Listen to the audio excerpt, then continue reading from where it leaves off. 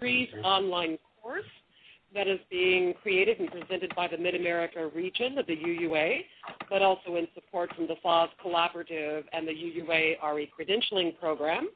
I am Nancy Combs-Morgan, the Mid-America Coordinator in Emerging Models in Youth and Young Adult Ministries, and also serving in Heartland District for the last 10 years as the Faith Development Director. And Phil, would you like to introduce yourself? Sure. And I just wanted to go through these again. Yes. This is Nancy Combs-Morgan. I'm Phil Lund, and we both work for the Mid-America region of the UUA. We are officially now field staff, and we're generically congregational life consultants. But both Nancy and I have a religious education background, and so in the Mid-America region, this giant heart you see, that's pretty much where the Mid-America region is. We're, along with Dory Thexton, we're the people who help congregations with faith formation, faith development stuff. Youth and Young Adult Ministry, that's specifically in Nancy's portfolio, but Dory and I work with Nancy on that too as well. So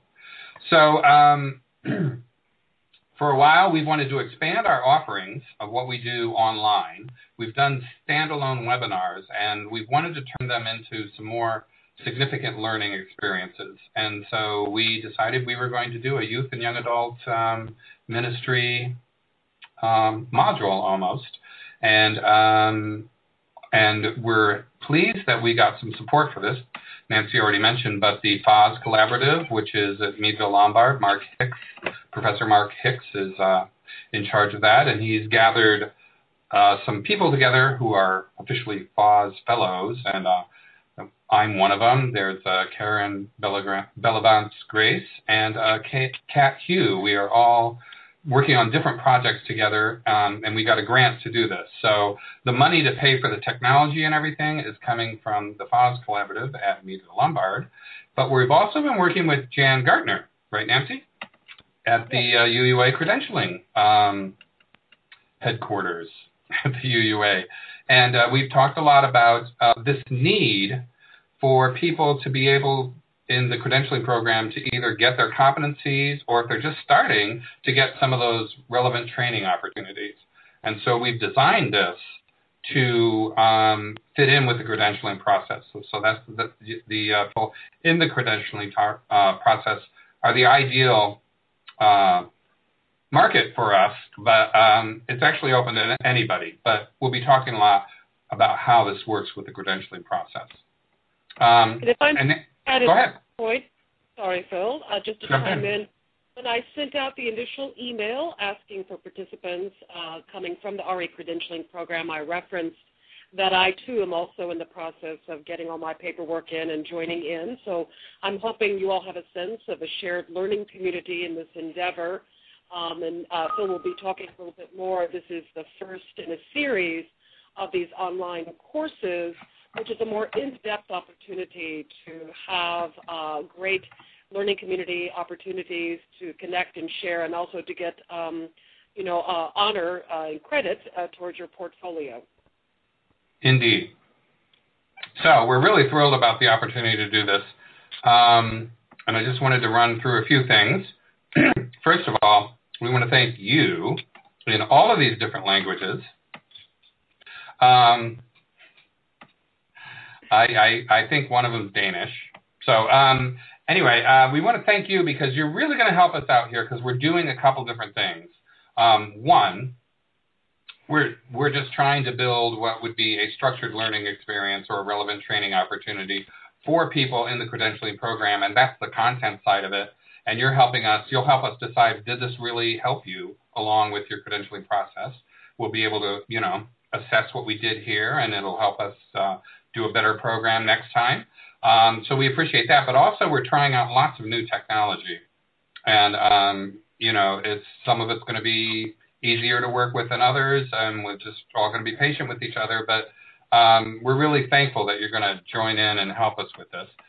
Also, we have a little apology, too. I know some people like a very structured sort of thing and a syllabus and everything, and I'm not the best at that. And Nancy and I have been trying to get this together, but We had a little flu last week, didn't we, Nancy? Yeah, under the weather, and so we're really, yeah. So, but we're doing okay, and we can actually tell you what's going to be happening over the next few sessions, and we're going to take a break, and then we're going to let you know what happens in those last 3 sessions too. But I know some people like to know everything, when it's going to happen, etc. But we're kind of learning together on how we're going to do this. And again, once we get through it all, we're going to have a better idea about how we can present this material in a more structured way. But it's very structured right now. Structured enough. Right, Nancy? Yes, absolutely. Yes. And then, go ahead. I was just going to say you'll be exploring a new classroom technology aside from this Fuse meeting that Phil will be talking about that I find very exciting, where you're going to find all of your course content, quizzes, additional readings, wired reading. Oh, gosh, you'll have homework. Oh, no. But it will be manageable, and that's the kind of feedback. Sure. We thank you for taking part in this beta test. That it will be worthwhile. We do promise. Yeah. Yes, I'll talk a little bit more about that because there's really 2 big technological pieces we're working with. And then one more thing is we have a guarantee for you. It's a 200% satisfaction guarantee. Did you know we were going to guarantee it, Nancy? Not 200%. Wow. Okay. Yeah. They're going to get twice their money back if they don't like it. But that's good. That's good. But also, we're working closely with Jan Gardner. You like that? Yeah. We're working closely with Jan Gardner on this, and she's very excited about it. And Nancy and I were running through some of the content, and Nancy being in the RE credentialing program, moving into it, you feel we got some good stuff here, right? So the guarantee is that you're going to be, if you're in the RE credentialing program, we're going to work with you, we're going to work with Jan, we're going to make sure that this counts towards your portfolio or your relevant training or whatever you need. We're all going to work together, and we guarantee you that it's going to count towards your RE credentialing. Right, Nancy? We can do that. We can do that. All right. So it's guaranteed. Let me see what's on the next slide. Yes. Nancy brought up kind of the big picture. This is what we're thinking for what these seminars, what these webinars, what these courses are going to be like. This one is in Youth and Young Adult Ministries. And basically what we're thinking is we're going to have 6 90-minute webinars that are primarily going to be didactic. So we're going to be talking a lot, although there's going to be plenty of room for interchange there. But we also want to have 6 conference calls. And this is a small group, and we may just do a conference call together. But we were envisioning if we had 12 people, we might break up into 2 groups of 6, so people would have a little more room to talk with each other. And what we're trying to do is give people that kind of downtime that you get when you go to like a Renaissance module. You're able to talk over dinner and stuff like that. We want to offer that as well. So we haven't scheduled those yet. That's part of what we're going to do here is see how we can schedule those calls. Those will be recorded as well, and all that content will go up on our learning management system, and I'll tell you more about that in a moment. There's readings, and they're all going to be available online on that learning management system. And there is going to be a final project, just like you do in Renaissance modules. And I don't know, Laura and Linnea, have you done Renaissance modules already? About 20 years ago I did one. Okay. And those final projects, they're just an opportunity to demonstrate you've got the gist of what was going on in the course. Okay? But there also there'll be the building blocks for you for when in your credentialing process, you might want to turn it into a work project. You might want to actually do the thing that you kind of sketched out for us. And so it's a chance to really get some work done on your credentialing thing. But if it's really just writing up, a paragraph describing what you do and letting us know how the learning you've gained over the last, 6 sessions, 5 sessions has helped you, arrive at that, that's fine too. I never found those Renaissance projects to be terribly onerous. Did you? Do you, Nancy? Well, I love them, but I also want to affirm that we'll be happy to be coaching if you have questions or stumbling blocks on those projects. It's just a way for you to engage, and also, what you'll be working on you can use, and we'll talk about how it can be applied to either a structured learning experience or the relevant learning, and we'll be talking more about that. But Phil, are we take a moment and give folks a chance to introduce themselves and that kind of stuff? Sure. Why don't I just mention that learning management system, okay? And then we'll go and we'll do the introductions, okay?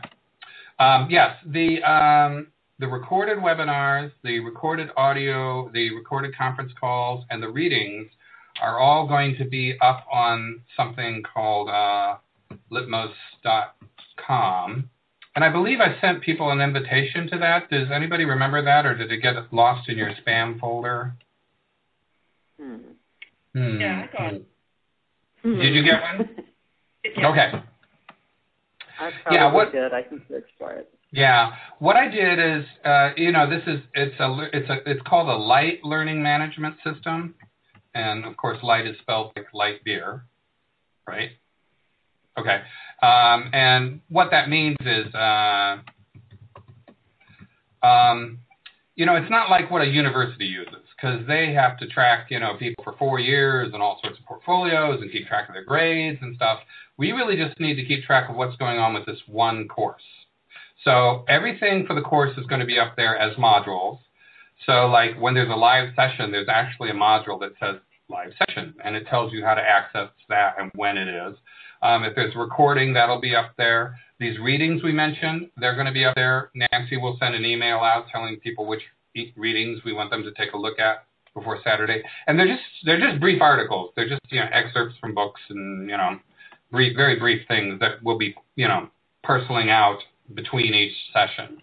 But anyway, it's all online, and at the very end, you get a PDF certificate automatically when you complete everything. It's just automated. So it's just amazing. Okay?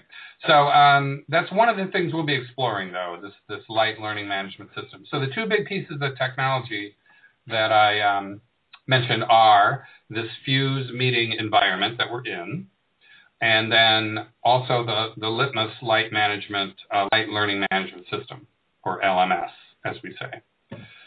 And Nancy, you're an SME, a subject matter expert. Did you know that? I am delighted. Yes, you are. So that's what we're going to be working with, okay? So before we move along, Nancy, do you want to get people introducing themselves and find out where they are in the credentialing process and stuff like that, and then we'll move along?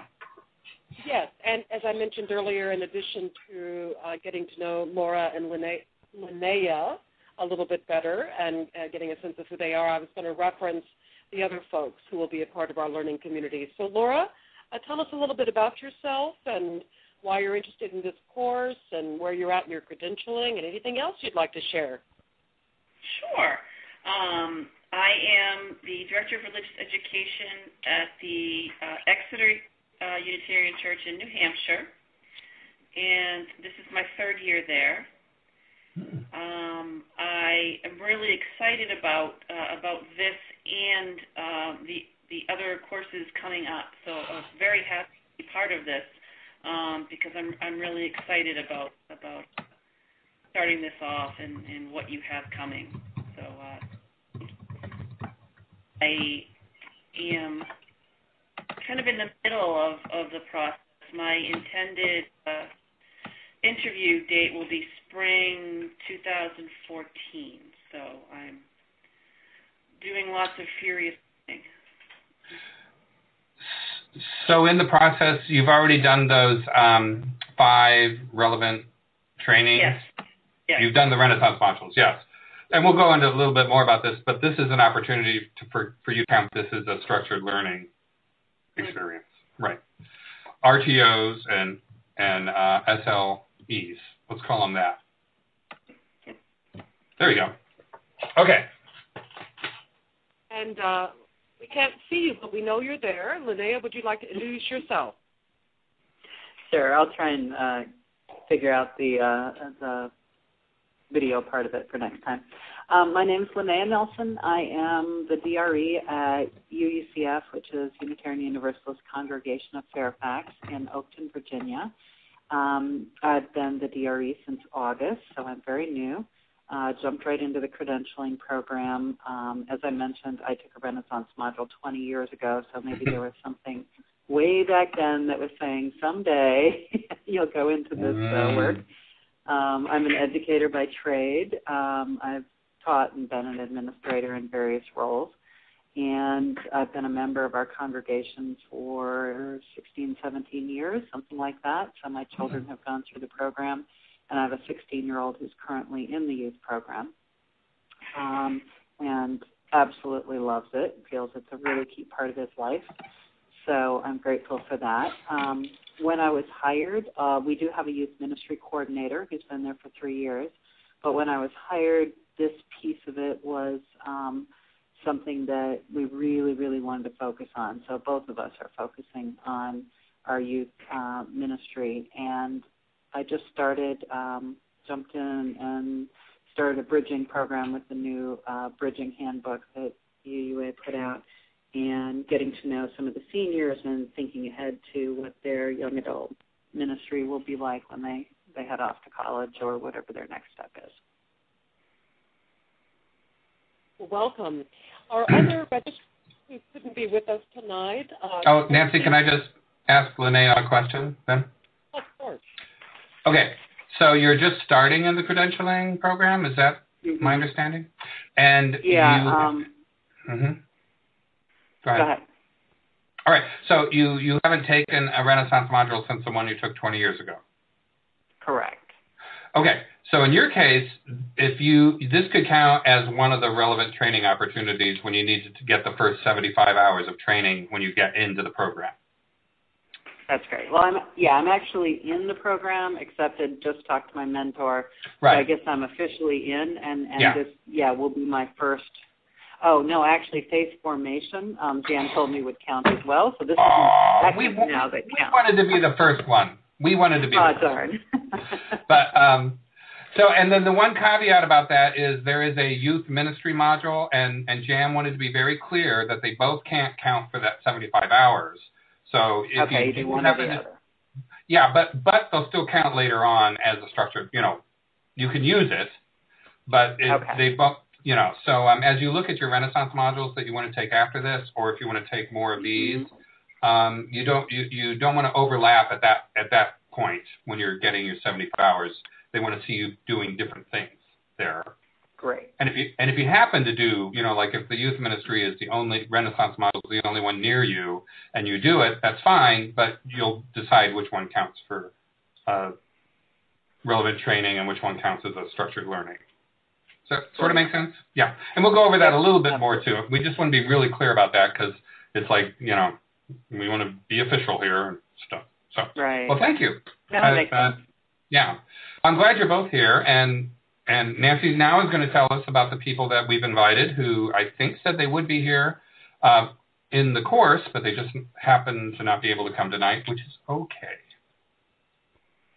Tracy Beck, who is the religious educator at First in Des Moines, who is going to be actually finishing her credentialing. She's meeting with the committee, I believe, in May, but is still so motivated that she's going to be taking part in this. And she will also be one of our content providers and presenters for our next in this series. So you'll be getting to know Tracy if you decide to take the next, which is working with children with special needs and about RE inclusivity and that kind of thing. And that's the May-June class. So that's Tracy Beck. You may have either met or heard of Lane Richard Hammock, who serves out in the Pacific Northwest, but she's originally from Heartland. I've known her for about 20 years, and her family is still in Cincinnati, Ohio. And then also Anne Kapelecek, Kapelecek. She's not on tonight, so I'm not able to say her name correctly. And she serves as a DRE in East Greenwich, Rhode Island. And so that's our learning community. And that's wonderful because it's going to be a manageable number of people to work with. I think we're envisioning maybe up to 10 or 12 people for these, right, Nancy? ultimately as people find out just how amazing they are. And so, but we'll have more people, and hopefully what it'll really help people just across the board, religious educators who can't get the Renaissance modules, people in the RE credentialing who need to get their, competencies and things like that taken care of. We really want to be of service with people. And did we mention what the last training was, the last course that we're going to do sometime in August or something? It's Safe Congregations and Professional Ethics, I think. Oh, right. And I just want to let you know, Jan, she said of the three we're doing, that was the one she was, had the least emphasis, because there's a couple other trainings you can do in this, but we really felt like this was a one that was worth doing. So we're going to be doing that in maybe August and September or whatever. We're still working on the dates. But so any questions so far? I have more of a logistical question. Would this be a good time? Yeah. I'm looking at the dates, and I mentioned in one of my early emails that we have a 4:30 p.m. Eastern Time service, and I do chapel for it every week. Did you have a time yet for the afternoon Saturdays or the evening Saturdays? Times, Linnea, and I think one of them you will be able to take part in. Bill, you posted that on Saturday, February 16th, that Eastern Standard Time, we were starting at 4:45. Going until 6:15, so you could always join us a little bit late, Linnea. And then also on the 23rd, which is a Saturday, we don't start until 7:45 p.m., so you definitely can take part in that one live. And I have a conflict for that one. So. Okay. Well, and that's, in addition to recording them so people can access them later, we did want to move the times around a little bit to see what works for people. And, for a full-time or three-quarters time religious educator doing this during the day, a weekday, might work for a lot of people, right? We need to kind of find out. So, sorry if you can't make those two, but we haven't scheduled the last three yet either, and so that was part of what we wanted. 4:45, I should be able to take part in most. Catch it at the end. Okay, good. And what we might do is do them earlier on Saturday.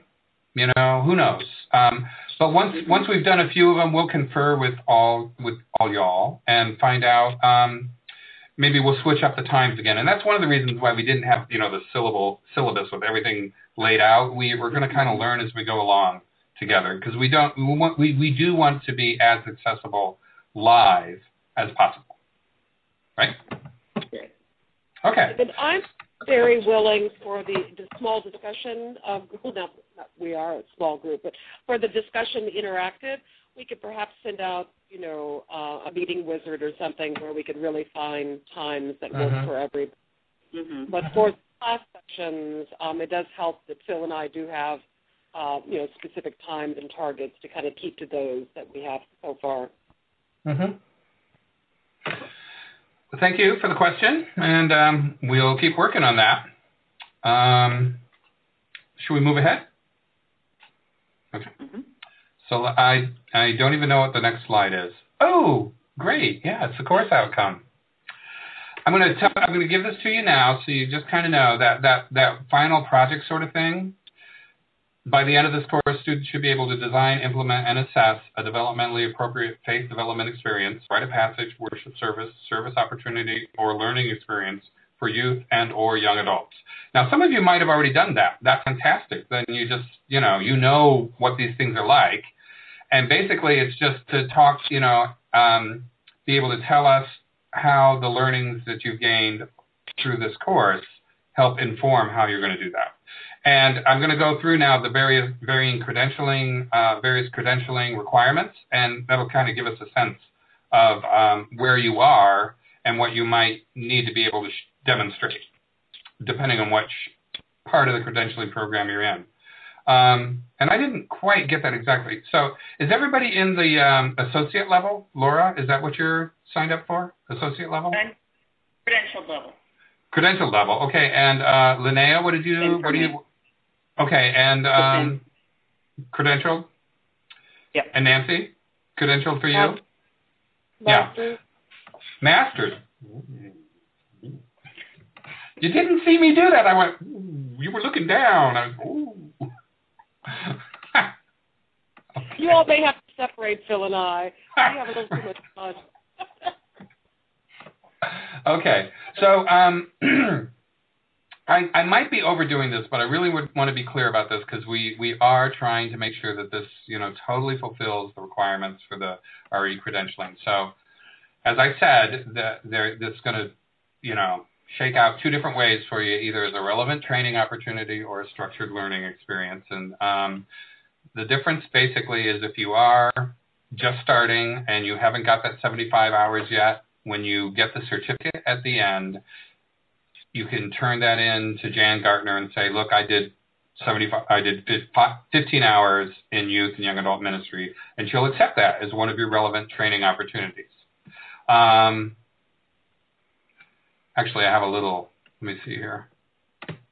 Nancy knows about this. Is there a little red light going back and forth now? Isn't that cool? I'm sorry, there's a door that keeps opening on me too. All right, so there's our relevant training opportunities. And then the other one is the structured learning experience, which I understand to kind of be a core way of demonstrating your competency in all of those competencies that you have. And it gets a little confusing, like, it's like a menu, column A and column B and column C, and which one you're trying to get to count for what. And you'll need to work that out with Jan and your committee about what actually fits where. But this is going to count as one of those structured learning experiences if you've already done your relevant training opportunities. And I've mentioned that before, but just thought I would cover that again. So none of you are on the associate level, but basically the competencies they're looking for at each of the levels, it's similar language with slightly more emphasis and a little more involved each one. So if somebody was on the associate level, they really were just being asked to recognize developmental differences between high school, middle school, and youth and young adults. So it's just knowing a little bit about developmental differences. And then to demonstrate that skill and knowledge is just to be able to support staff and volunteers in your congregations when they're doing worships and rites of passage and programming for youth and young adults. So that could be like a quarter time, DRE, half time, I think they're trying to make this an accessible program for people who aren't, totally full time and lots of, professional expense money to go get all sorts of crazy trainings. It's really just enough to really be competent at the level they need to be. So that's just recognizing those developmental differences and being able to support staff and volunteers in your congregations around working with youth and or young adults, not even looking at the whole thing. Now, the credentialed level, which is Linnea and Laura, right? They want knowledge of the developmental needs of adolescents and young adults and the ways in which those are addressed through youth and young adult programming. So you're going to need to be able to talk a little bit more about it and say, okay, here I understand what the developmental needs are, and I understand how youth or young adult programming and young adult programming can address those needs. And Linnea, did you just come back from the John Roberto thing? Was that you? I did. Yeah. He's all about addressing needs, right? He's always address the religious and spiritual needs of different generations and stuff. So if you think about it in that faith formation, 2020, 21st century faith formation kind of way, that's what we're talking about here. Understanding the developmental needs and being able to address them. So you can imagine, being at your credentialing committee meeting and being able to talk about that. That's the kind of thing we're looking for to be able to do for you here, okay? So that's your scope of knowledge. And then they're going to be asking you to be able to, assess and enhance your worship rites of passages, programming for youth and or young adults. So you're not just supporting people here, you're actually using that knowledge to really develop these programs and in your congregation. Okay? So it's a level up from that associate level. Okay? Making sense? Yep. I had to dig through so much stuff to really get my mind around what they're looking for here. Once I did, it's great because I think they're asking for good things here. Now, Nancy, this is master level. Woo, okay? All right. You need that working knowledge of human and faith development needs of youth and or young adults and the ways in which they're addressed through a ministry to youth and or young adults. Yeah. That was not me barking. That was not you. I thought you were so excited about that you had to bark for us. Woo! So seeing it more as a ministry. And I think this is the master level. These are people probably, could be full-time in their congregation, people who work closely maybe with the minister in designing some of the worship and stuff like that, So just, a little bit more, demonstrating a little bit more competency. And you demonstrate that by showing that you can understand how to recruit and support youth in young adults leadership or youth and young adults in leadership positions, and by using faith development to inform those models of rites of passage and worship and things like that. So what Nancy and I were talking about this, what I really see going on in this course, what we're really going to try to deliver to you is understanding of those developmental needs for youth and young adults, and we're going to break that down. That's what this session is really about. We're going to be breaking those things down a little bit, not getting into too much detail about each one of them, but we're going to tell you how we're going to cover those over the next 4 sessions after this one. And also this understanding of how you demonstrate it in rites of passage, in worship, and in programming. So we're going to talk, this session on Saturday is going to be about the foundation. What did we call it, Nancy? It's and this will be a unique element to this entire course, the conceptual framework. You may be familiar with the framework.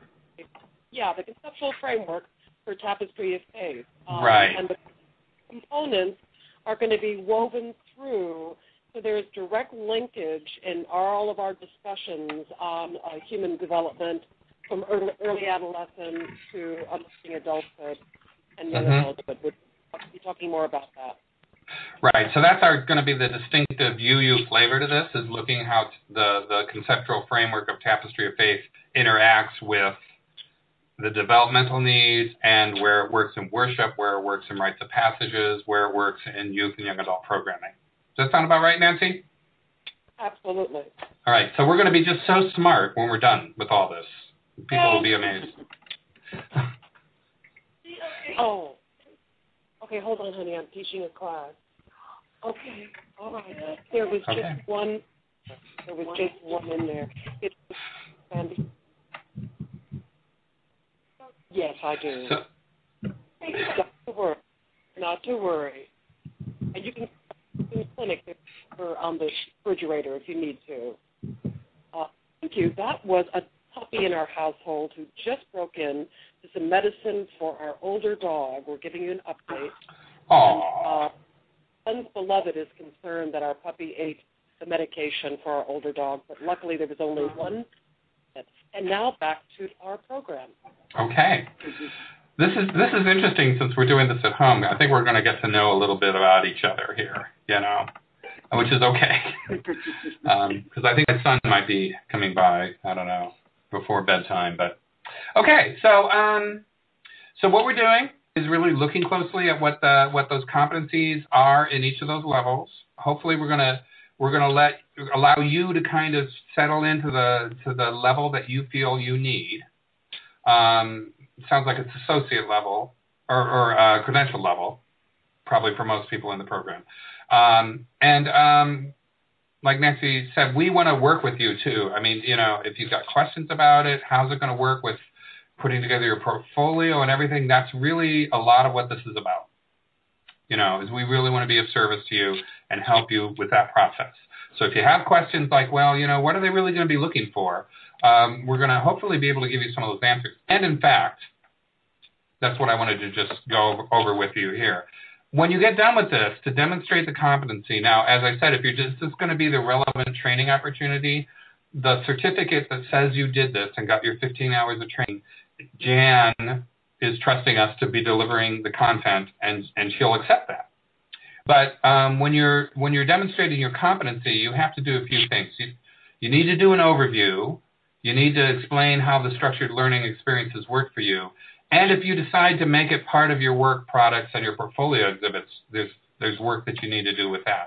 And like I said, any questions you have about any of this stuff, we don't know, we'll go straight to Jan. In fact, Nancy, why don't we get Jan on one of these sessions, and Great. And we can all just talk about how this is all going to fit in. So the overview, and what I've got this up here too to kind of relieve anxiety a little bit. I've just put exactly what they say. Is the overview is just one page explaining what you know about this competency area, right?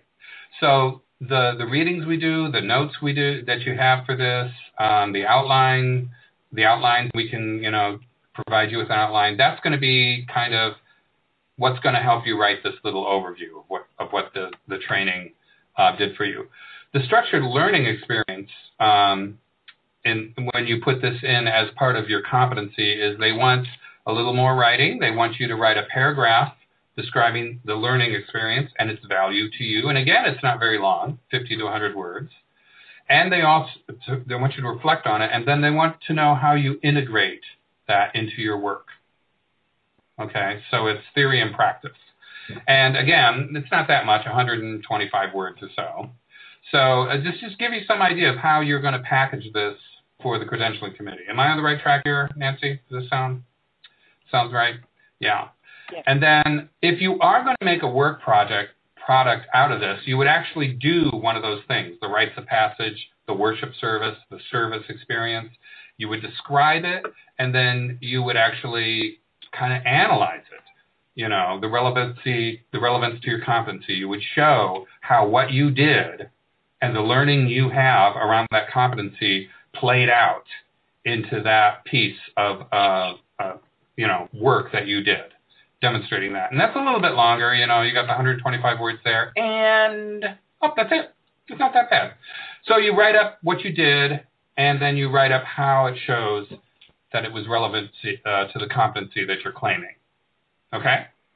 So any questions here? Because I just wanted to make sure that we knew that you all know how this is going to help you when you get to that point where you decide how you're going to use it.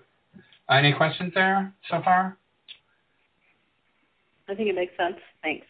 Does it? Okay, good. Helpful.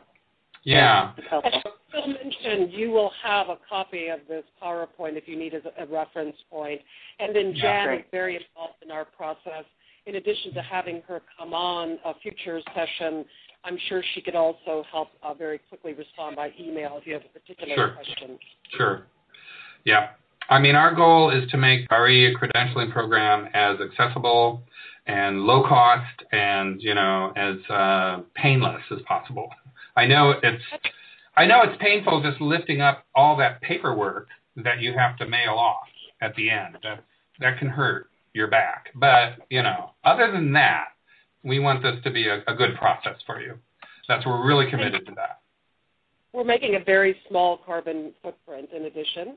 Also, yes. You will find when you get into Litmos that one of the supplemental materials is the list that is recommended for all readings in Youth and Young Adult Ministry. So we are referencing and using almost half of the recommended readings, excerpts, I should say. So you're getting some immersion into those recommended readings. So none of our content is coming from another planet. It truly is all in reference to RE credentialing and your own development. But we're also bringing our experience, and we're hoping that this is an engaging. That's the reason we're framing it as a learning community, is that all the participants have their own life experience, their own interests and curiosities. And so it's not just, even though it's a didactic format in these sessions, we're not taking that so expressly that we don't want feedback and input. So if you have additional resources, if you have additional articles that you discover, a part of that will be sharing all of our insights. And It's another planet, but we do bring stuff in from John Roberto too. We've been working with this stuff for a long time, and it's Christian, but it's just so congregationally oriented. It doesn't really matter what that belief system underneath it is. He's just telling you the best way to connect people around your faith formation desires for your congregation. So some of the things we'll be reading will be Christian, but it's just totally adaptable, all of it, So just wanted to let you know that too. So my ideal vision of this is like we learn what would be considered the secular content, which is just the developmental stuff. And even some of the talk about faith formation from a sociological perspective is still, kind of denomination free. And then we're going to have that UU element and even be critical about some of it too. Like, what is the young adult programming in the UUA? What really is it? And, is it up to snuff or not? And what can we do if we feel it's not? And not just, in our own congregation, but who to talk to. Right? If you want to share your questions and comments about youth and young adult programming in the Unitarian Universalist Association, we're willing to take it to the people that we know, right, Nancy? And let them know what we've learned from this course. And then, so we'll have the UU content, and then we'll also have that faith formation, 21st century faith formation content, which is a little more Christian.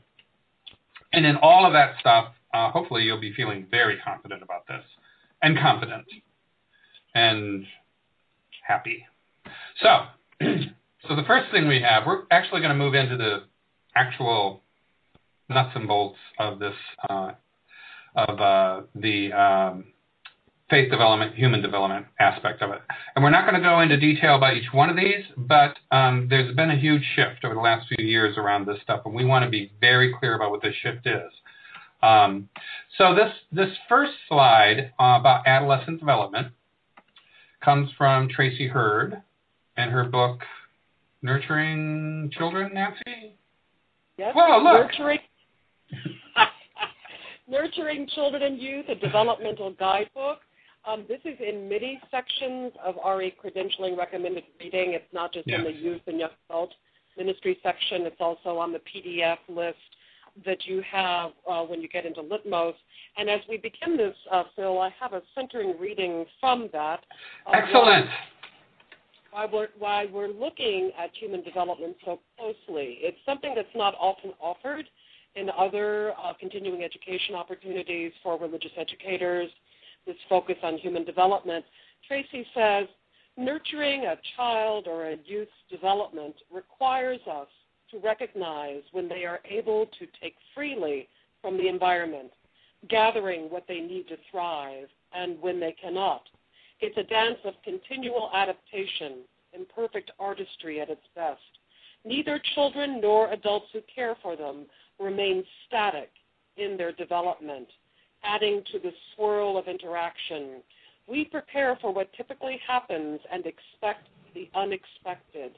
Development is a journey of serendipity.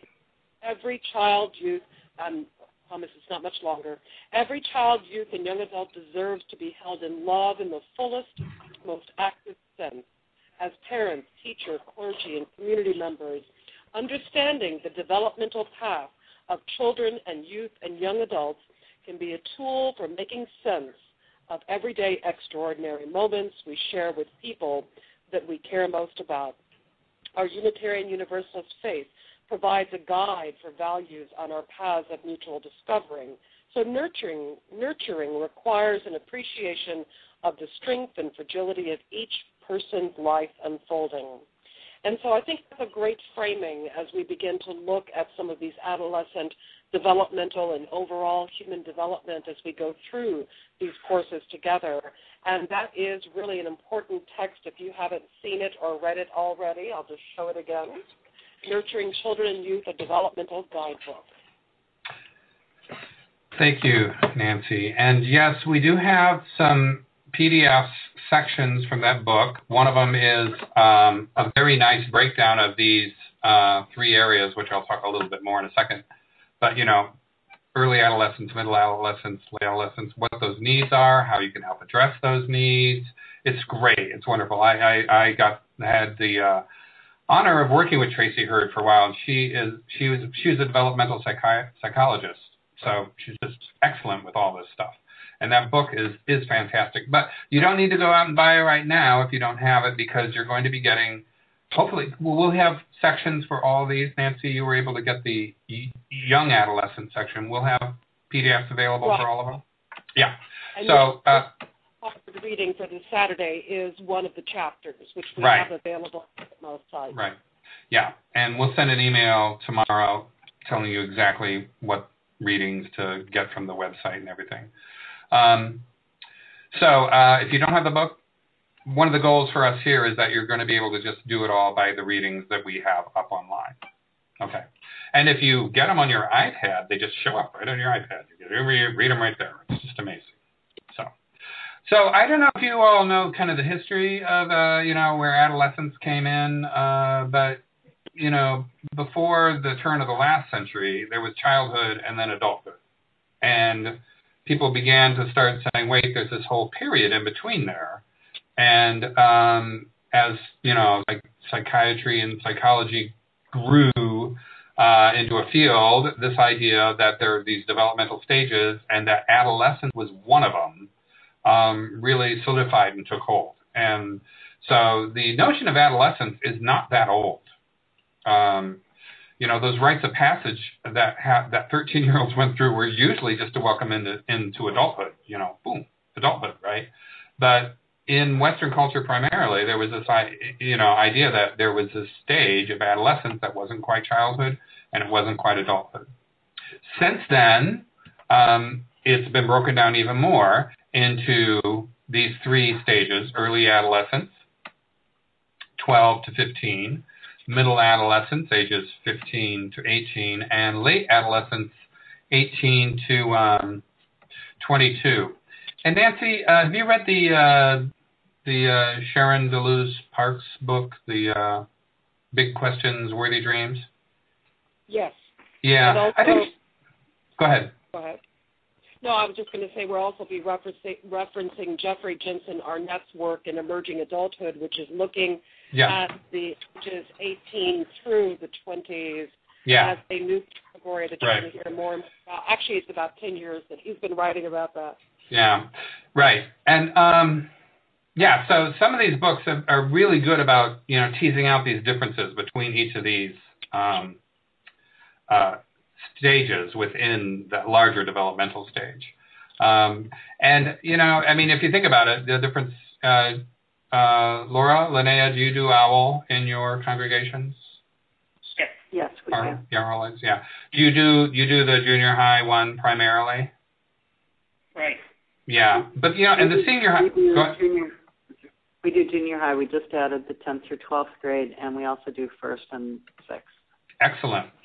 Yeah, because that's where you really see those developmental differences. What you have to do when you're working with 12 and 13-year-olds when you're talking about sexuality is very different what you're doing when you're working with 16, 17, 18-year-olds.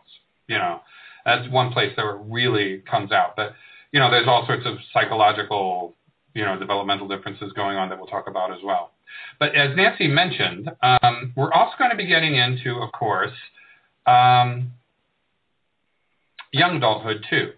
And just as, adolescence kind of showed up in the developmental spectrum, people started to realize that it isn't, childhood, adolescence, adulthood, that there was actually another phase in there too, called young adulthood. And here is like an earlier definition of how this all kind of worked. Adolescence was kind of through 18. Young adulthood was those early years, 18 to 22, or maybe to 18 to 25. And then later adulthood was generally defined as the mid-20s and older. And there were a lot of kind of, I don't want to generalize, but some reliable tasks that as a culture we were counting on, either moving into the workforce, going to college, getting married, things like that. People were doing them at kind of clustering around certain ages, and culturally you could just look out there and say, yes, this makes a lot of sense, right? You're adolescent through high school-ish, You know, you go off to college or you begin to work, and you're a young adult learning how to put it all together and becoming independent. And then, you know, when you get to that point where you're getting married and having children and buying a house, then you're an adult. You know, I mean, it was kind of visible from there.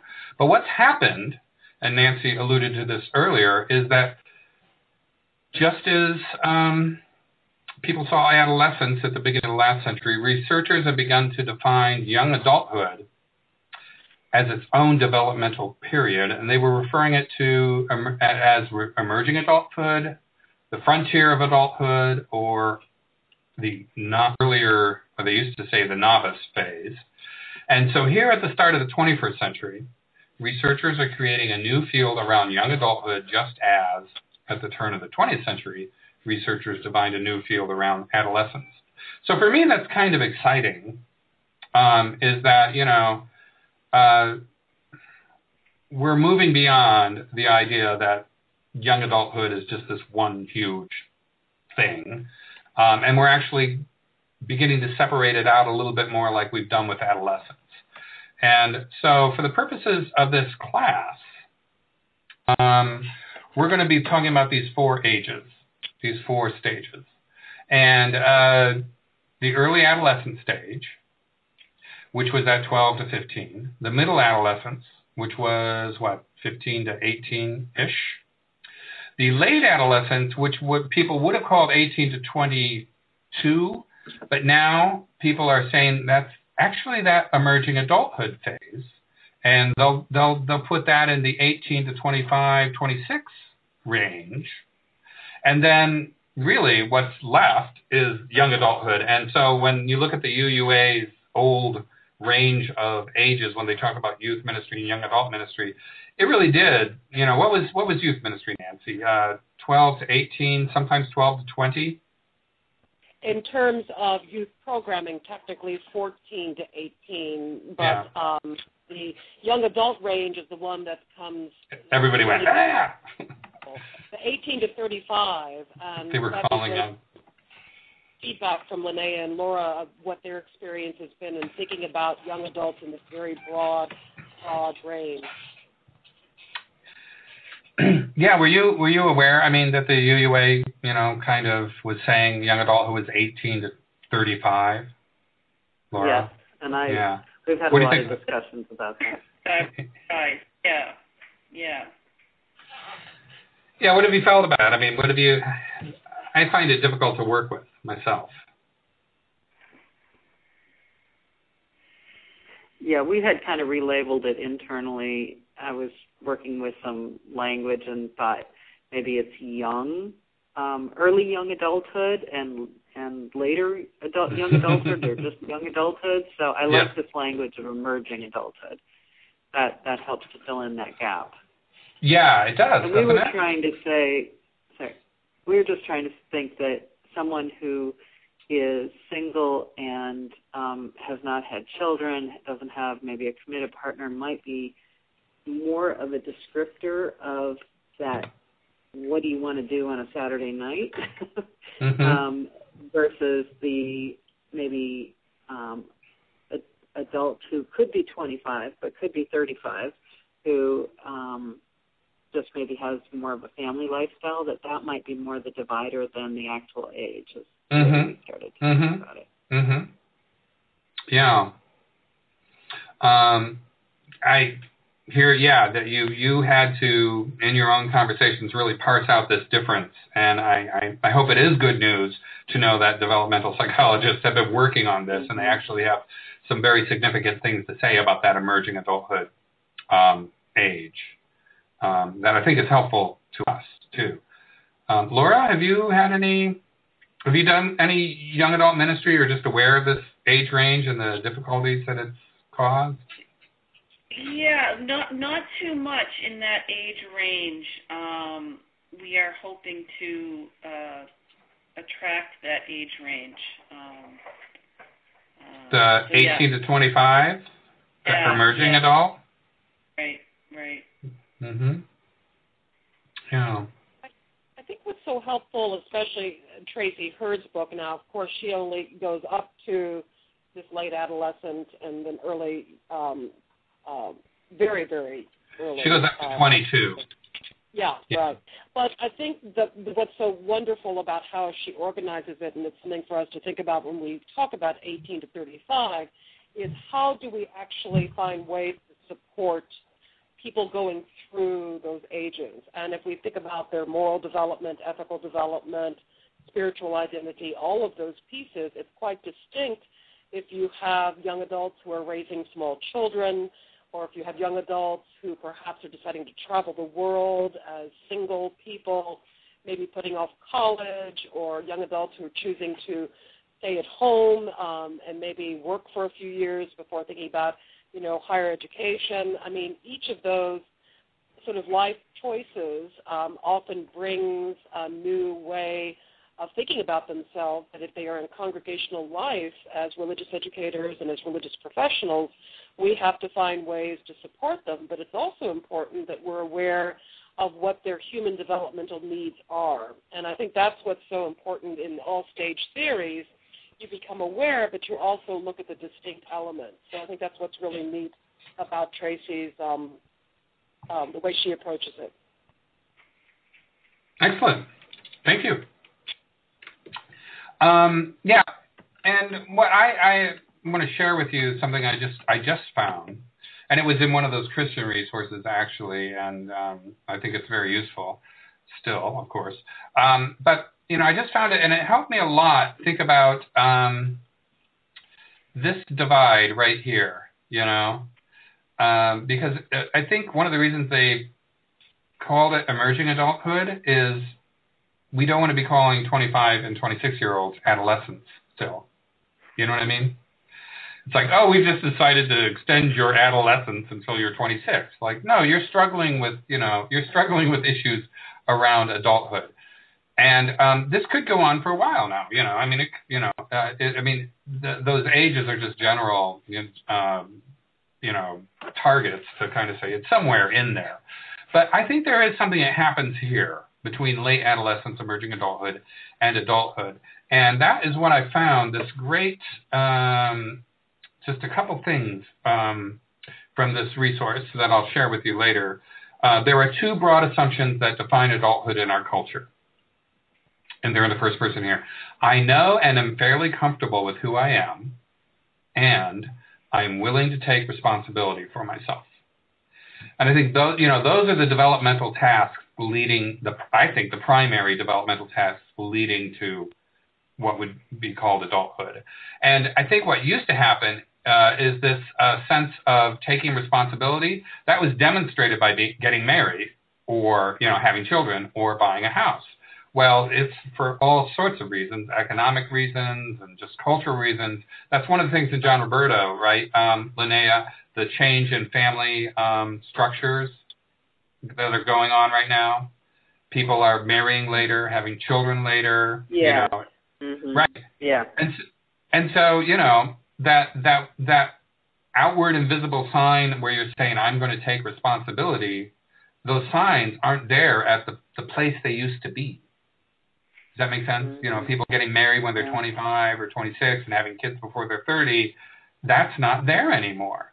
So, I think it's really helpful to say, well, what is it when we're talking about somebody who's moved into that, final phase of young adulthood, and let's keep calling them young adults because when I was 35, I'd still want to be called a young adult, I think, So, what are we really saying that the qualities that these people have kind of achieved in their lives that demonstrate, internally and externally that they are what we would say adults. And so I love this, knowing yourself and being comfortable with who you are and being willing to take responsibility for yourself. So I think that's really when we're talking about all of the stuff that's occurring before young adulthood, all the way up to late adolescence and emerging adulthood, I think we're seeing people working on those things. Who am I? I mean, who knows an early adolescent who's comfortable with him or herself?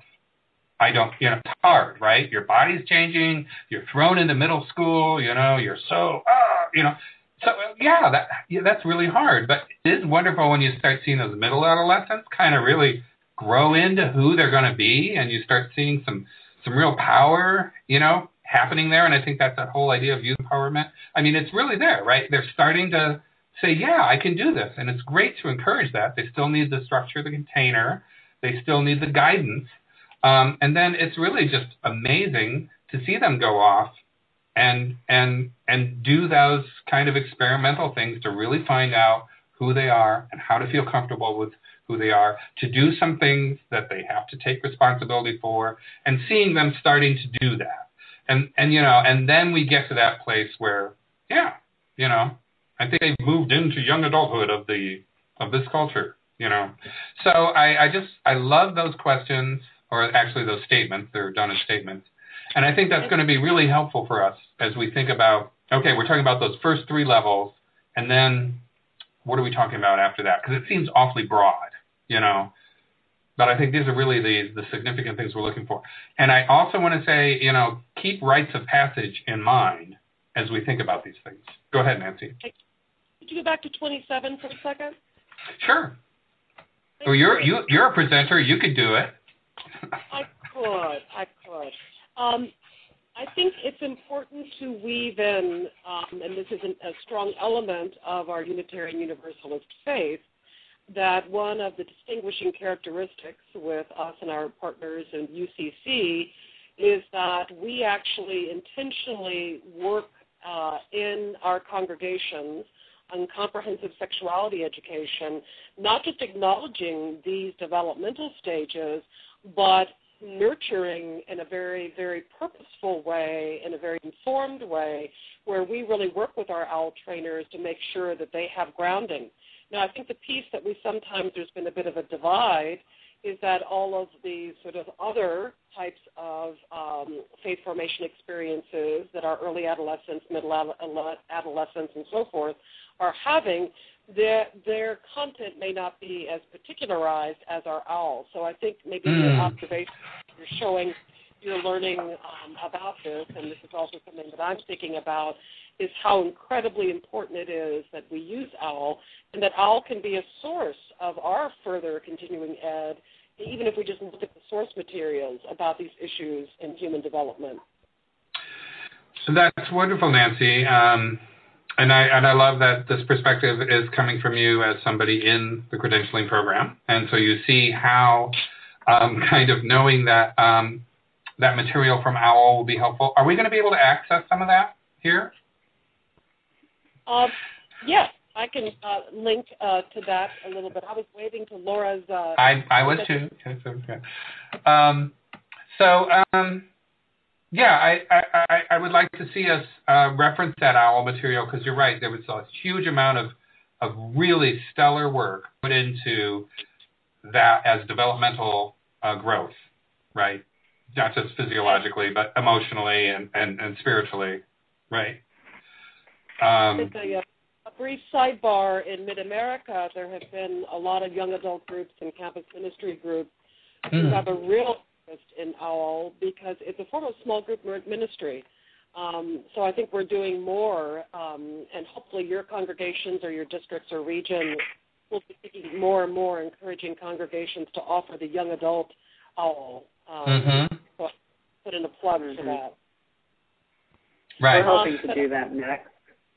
The young adult one? Yeah, we're kicking off the grade 10 through 12 this year, and we're hoping that by the year after that, we could offer the young adult. Excellent. Yeah, I have to say, I'm very proud that we've done all this work with OWL, AYS, in its previous incarnation, and expanded it to really be across, many different generational levels. And it's a very tough sort of thing to be able to do with anything but the largest program church, but, just to aspire to do as much of that as possible.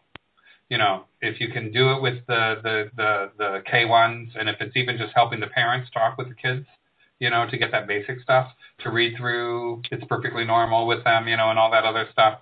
That's wonderful. And if you can move into that young adult OWL, I think it's a great outreach into our community, because that's part of becoming comfortable with yourself, is comfortable with your sexuality, comfortable, with how you express your sexuality, and feeling like you've got have some values behind it, some shared values too, with some people that you know and respect. I mean, that's all just powerful stuff. So I'm so glad you brought that up, Nancy, and let's see how much we can reference that stuff as kind of a sort of a touchstone as we go along here.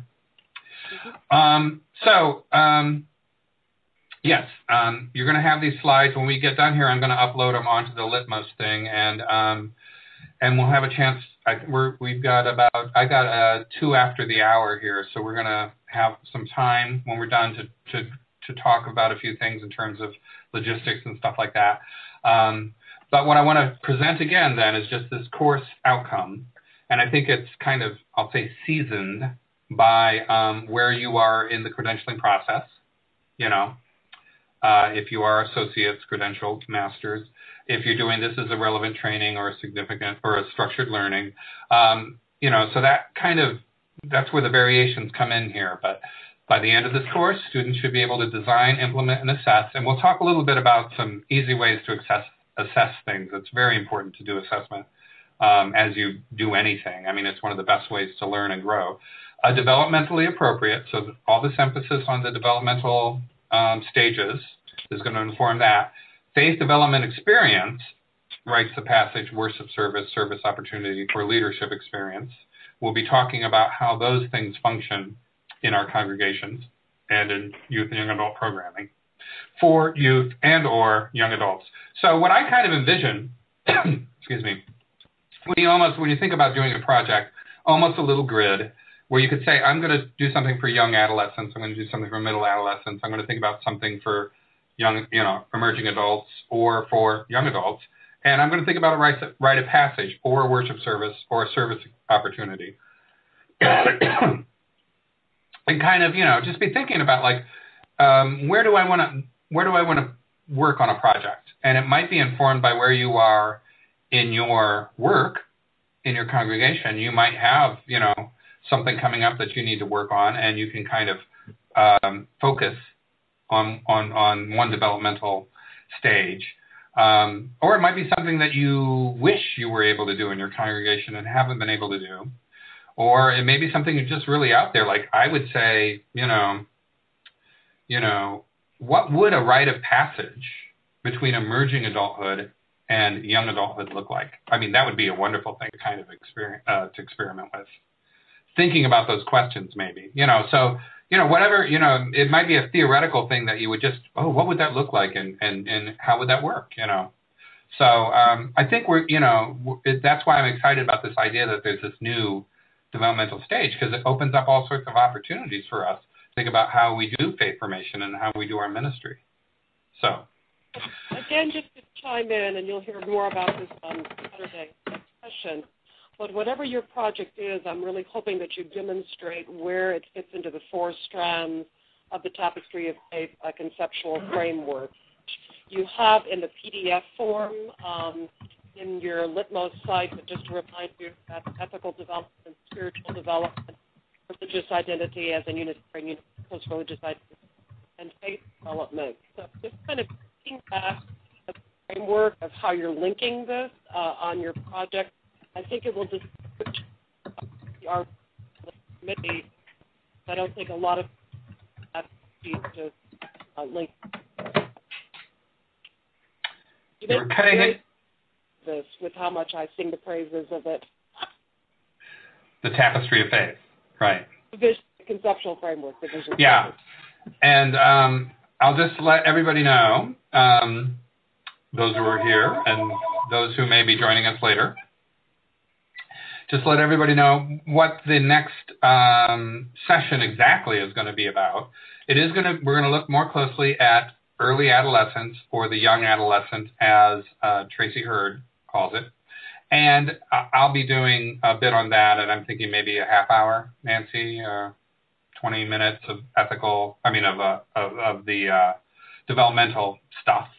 And then you, Nancy, are going to do the conceptual framework of Tapestry of Faith for the rest of that one. And then for each of the sessions after that, we're going to take one of those developmental stages. So in the third session, we'll look at that middle adolescence, and we'll have another didactic thing about some aspect of this. We haven't quite settled on that yet. We'll take a break, and then we'll move into that emerging adulthood for one session, and then we'll move into young adulthood for another session. And we'll also have some other things, talking about service opportunities and how you tie in the spiritual development strand of Tapestry of Faith, things like that. Right, Nancy? Does that sound like what we're going to be doing? Yes. Is there any way that folks could minimize their screen and go into Litmos together, or is that not going to be a good use of our time? Oh, no, I can share a screen. You want me to do that? Help them to see the classroom, yeah. Yeah. I couldn't find the email that gave me that link, so I apologize. Yeah. Maybe you could send it. Don't worry. Nancy and I will confer tomorrow and make sure everybody gets everything. Just to let you know, I'll give you the URL, and those of you who are here tonight, I don't think I put a password in for you. I just put your email address that you've given us as your login. Okay? So I'm going to share my screen now. Let me see here. Let's get to the right. Okay. Here it is, I believe. Yes. Yep. My screen is now being shared. By the way, that's a Lego Hero Factory Hero on my thing. Okay, can you see the this is the student view, okay? Mm-hmm. So when you go on, you're going to get to this section, and these are going to be the different modules, and we have modules for live meetings, and then I put together some simple, not difficult at all quizzes just to kind of have something in between these. And for some reason, oh yeah, you can see the quiz here. Like here's the first one, just to show you what they're like, okay? This course is designed to help religious educators fulfill the requirements of this Y&YA program. Our whole lives, welcoming congregations, religious education credentialing, or bridging. Does anybody know the answer? Okay, you get the idea? All right. Yep. And then here's our next session. It just, you're going to use Litmos to register for the session and that you're going to be coming to it.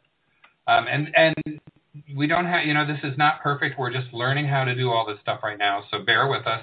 We really need this kind of learning management system, but we're going to learn together how well it works, and we're going to be able to, help other people access it. And then over here are the readings that Nancy was referring to, okay? And so, it's the pardon me? Reading there for Saturday, the Nurturing Children and Youth, the Young Adolescent, pages 45 through 54. If you have very short book, but the PDF of that chapter is there. And so reading. And the conceptual framework for Tapestry of Faith is not up on this list yet. But the tapestry, the vision statement? And if I can't get the conceptual framework up on this, Phil, I can email PDF. We'll get it up there. And okay. If you want to take your session 1, test your learning before Saturday, that would be good. Yeah, very simple. You saw what the questions were like. So, okay? All right. So, what I wanted to get for you was from Litmos. Let me just see. I didn't get the exact URL I wanted for this. Let me see if I can find it. Well, he's looking. Any surprises so far about what endeavor you're on, or any feedback so far We just want to make sure that we're responsive as we create this together. Any thoughts?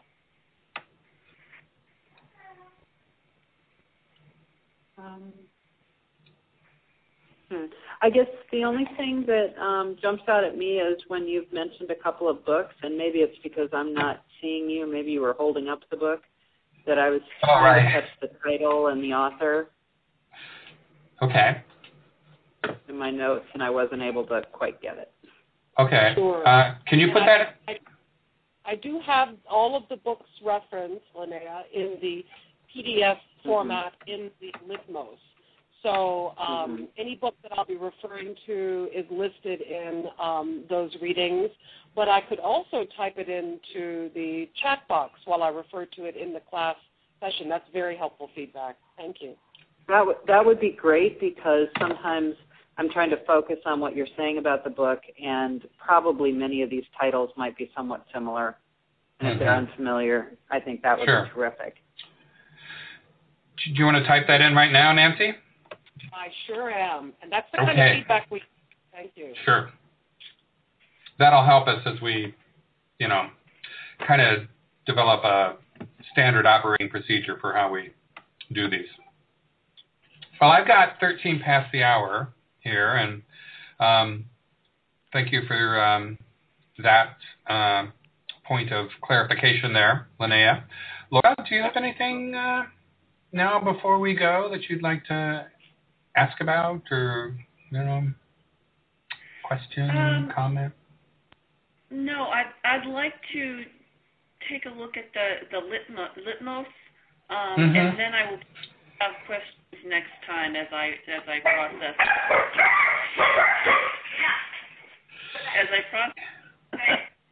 Yeah.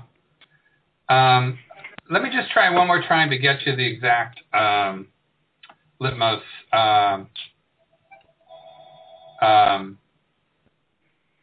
login. Okay? Just let me see if I can get this for you. If I put it up on the screen,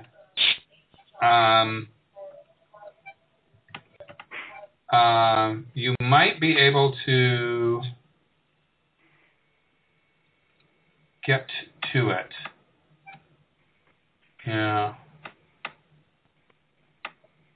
All right, I think I got it here.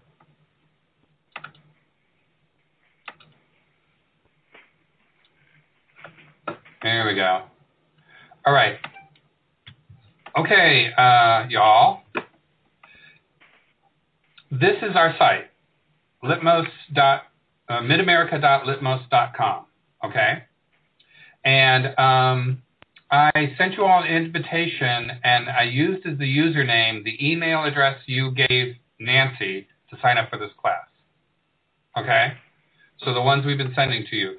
So you should be able to go to that link and open it up, and it will ask you to make a password and everything.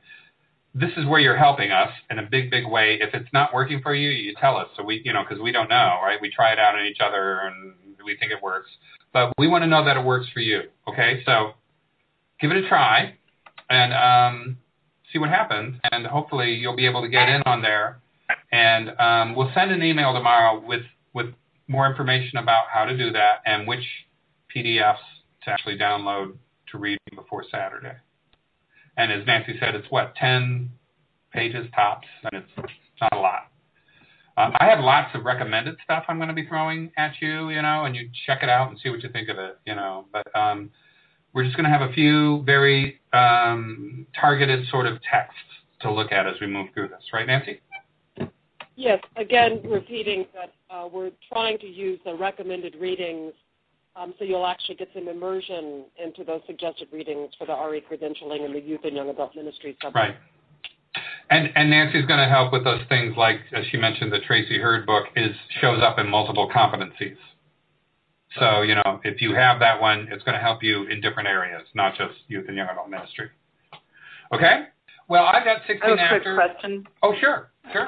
I pulled up the link, and it does ask for a username and password. The password made sense to me. It was our email, but was username the email as well? The username is supposed to be your email. Yeah. Oh, okay. The password was your email too? Okay. All right. Yeah, it said I could have assigned you a password, which would have been password, but I didn't check that box, so I was hoping that it was going to let you in so you can make your own password. Oh, I see. I'll let you know when I put the password in, it didn't work. No, it says password is required. Okay. Good Lord. All right, I'll go back and I'll look at all of those and see what we can do. So we'll send you an email this tomorrow. You'll probably need to put password in as your password. Okay. So, all right. Well, it's 17 after now. So I want to thank you all. You're bold, you're brave, and we really appreciate your participation. Yes, and your patience. Well, thank you. I appreciate it. I appreciate you guys doing this. All right. Well, thank you all. And if we don't see you Saturday, we'll see you at another session. Okay? And we'll talk about Nancy's going to send a meeting with his wizard about the phone calls. So, all right? Okay. Thank you. Thanks. Nancy, do you want to stay on for a moment? Nancy, do you want to? Okay. Bye, you all.